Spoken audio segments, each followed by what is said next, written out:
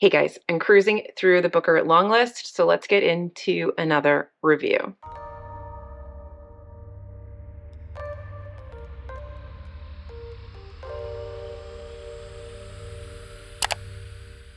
Hello, book friends. It's Alyssa. Welcome back. Hello, if you are new. I am reading the long list for the 2023 Booker Prize, and I have been giving you guys quick and sort of dirty reviews, takes, as I've been finishing these. I am doing another batch of reviews tonight, and we're going to start with If I Survive You by Jonathan Escoffery, and this is probably the most contested of the Booker long listed books because it is a collection of short stories, and though they are a cohesive piece of fiction, there is some debate over whether or not it really should be here or not, considering other collections have been overlooked in the past. But that is not what this is about.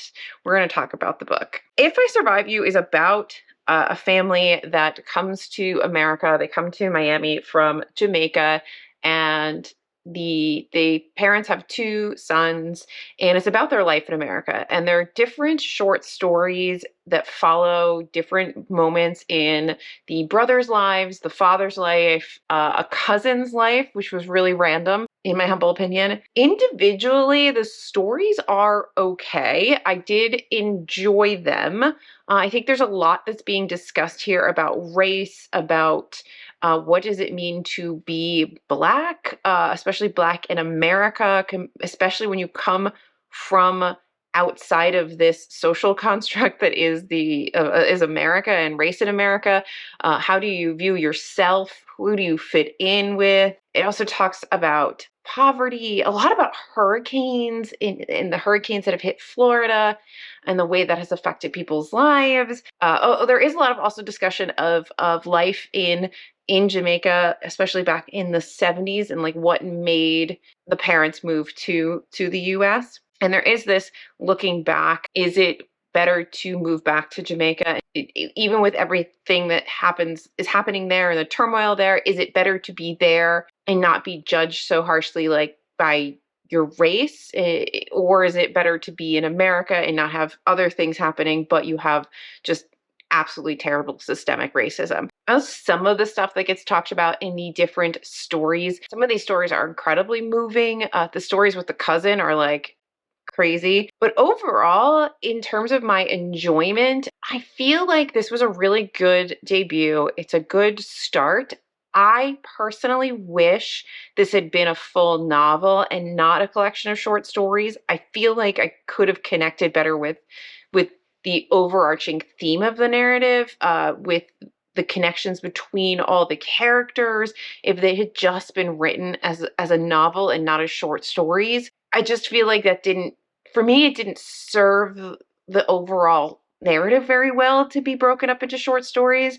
But individually, the short stories were fine. I think the first one was probably a little too long. I mean, it really starts out with our main character, whose name is currently escaping me. Hold on. So you have the younger son, Trelawney. He is in school, and he's basically trying to find his place amongst all the groups in this Miami school. You know, he's very light skinned, so like but he's not white, and he's not really Black, and he's not really Hispanic, and he doesn't fit here and he doesn't fit there, and he just feels very out of place.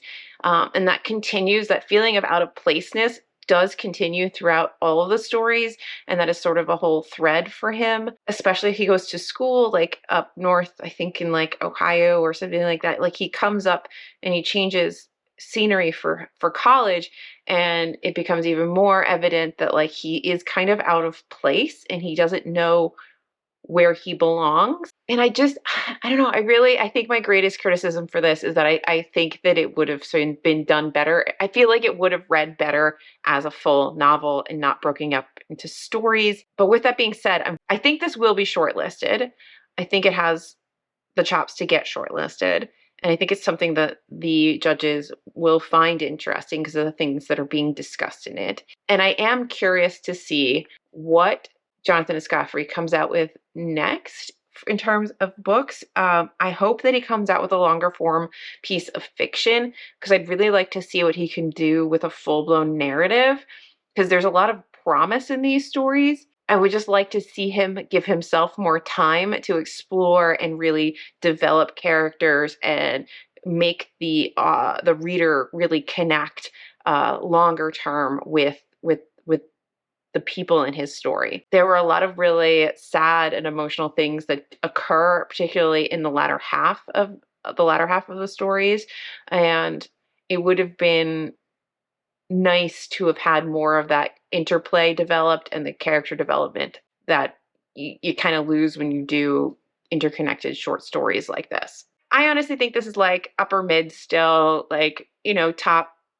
top tier. I've been putting up this graphic, so here's my sort of current ranking of all of the books. But I have a feeling in a couple of reviews, some books will begin shuffling around here. But I'd love to know your thoughts on If I Survive You. I feel like it's getting generally very good reviews. I think it's an interesting choice by the Booker judges. And like I said, I'm very curious to see what the author writes next. And I really hope it is a long form work. I think he could really knock that out of the park. How's Booker going for you? Like and subscribe. I'll see you in my next video, whatever it may be, because it's my channel and I can do whatever I want. Bye. So just sit with me, talking to the night until the morning, building chemistry. I don't think I ever wanna go, come closer next to me. Trying to find another way to say this, but I think we were meant to be.